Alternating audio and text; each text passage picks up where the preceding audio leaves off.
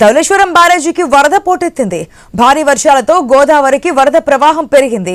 దీంతో అధికారులతో కలిసి ధవళేశ్వరం బ్యారేజ్ ని కలెక్టర్ ప్రశాంతి సందర్శించారు. డ్యాం నుంచి 8,23,000 క్యూసెక్కుల వరద నీరు ప్రస్తుతం దిగువకు వదులుతున్నారు అధికారులు. వరదల పట్ల అప్రమత్తంగా ఉండాలని, దిగువన ఉన్న లంక గ్రామాలను అప్రమత్తం చేస్తామన్నట్లు కలెక్టర్ తెలిపారు. ధవళేశ్వరం వద్ద సందర్శకుల తాకిడి పెరగడంతో పోలీసుల పహారా ఏర్పాటు చేశారు.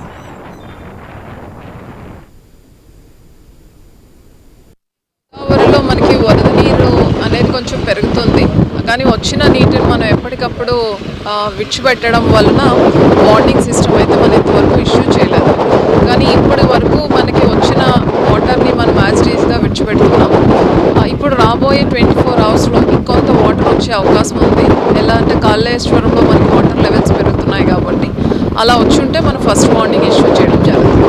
ఫస్ట్ వార్నింగ్ ఇష్యూ చేసేటప్పుడు మనకి గ్రామాలకి ఏవైతే మనకి లోతట్టు ప్రాంతాలు ఉన్నాయో వాటికి వచ్చే ఇబ్బందులు కానీ, లంకా గ్రామాలకు వచ్చే ఇబ్బందులు కానీ, అలానే ఆర్ఎంసీ రాజమండ్రి మున్సిపల్ కార్పొరేషన్లో వచ్చే ఇబ్బందులు ఏమైనా ఉంటాయి అవన్నీ ఎదుర్కోవడానికి రెడీగా ఉన్నాం. రిలీఫ్ సెంటర్స్ ఓపెన్ చేయడం జరిగింది.